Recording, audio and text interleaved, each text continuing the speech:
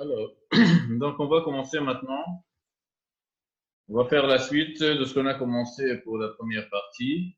Alors, on va définir maintenant comment calculer une probabilité.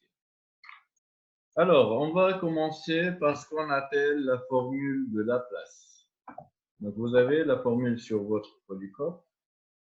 Lorsqu'on a deux événements qui sont élémentaires, équiprobables et distincts, tout simplement la probabilité de cet événement-là, va appeler par exemple A,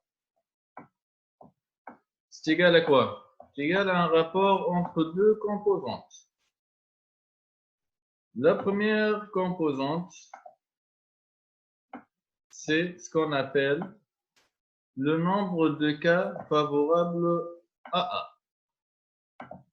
Quand vous l'avez sur votre polycope, c'est égal au nombre des cas. Est-ce que c'est clair ce que je suis en train d'écrire? Nombre des cas favorables à l'événement A. OK?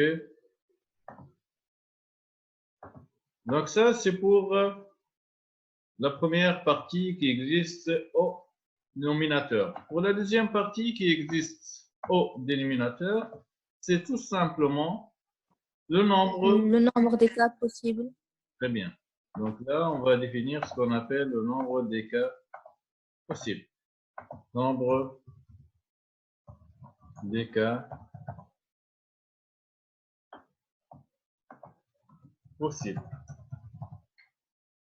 Donc ça, c'est la définition de la probabilité. La probabilité de n'importe quel événement A, c'est défini par le nombre de cas favorables à A sur le nombre de cas possibles, bien sûr, lorsque on parle d'événements élémentaires, équiprobables et distincts. On va faire des exemples. Par exemple, c'est quoi la probabilité d'obtenir un nombre, par exemple, avant la probabilité, je vais définir l'événement B. Avec B consiste à trouver un nombre, par exemple, impair. C'est quoi la probabilité de B? Si on veut appliquer la formule de Laplace,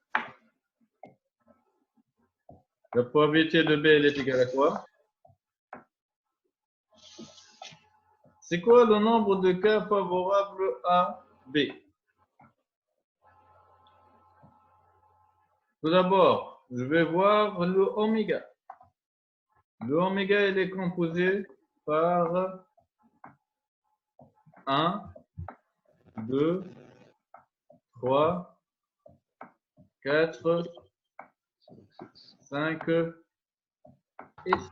Donc ça, c'est l'oméga. Mon objectif, c'est de calculer la probabilité de l'événement B. Avec l'événement B consiste à trouver un nombre impair.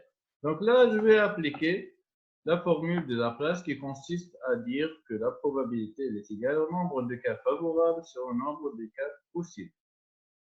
Les cas favorables pour B, c'est-à-dire quels sont les nombres impairs.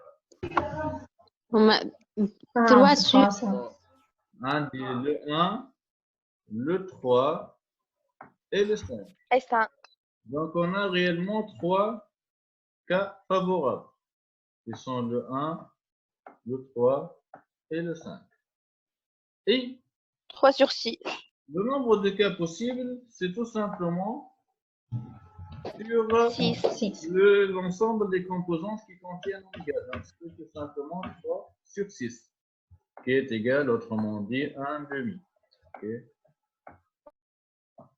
Donc ça, c'est la probabilité pour obtenir un nombre impair. Si je vais inverser maintenant et je vais passer à un événement C, tel que l'événement C consiste par exemple à trouver un nombre supérieur strictement à 2. C'est quoi la probabilité de C? 4 sur 6. on va toujours revenir à l'ensemble des cas favorables. Alors, combien de chiffres qui est supérieur à 6? Supérieur plutôt à 2. 4. 4. 4.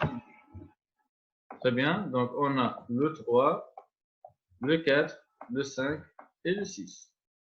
Donc, finalement, j'aurai 4 sur 6. 2 tiers. Voilà, on va diviser par 2, donc ça va donner 2 sur 3. OK? C'est quoi la probabilité? Je vais finir par cet événement-là, l'événement D, qui consiste à trouver un nombre inférieur à strictement à 1. C'est quoi la probabilité de D? L'ensemble vide. 0. 0. 0, très bien. D est un ensemble vide, mais la probabilité, si on sait que D est un événement impossible. Okay? Donc logiquement, ça va donner directement 0. Nombre de cas favorables 0, 0.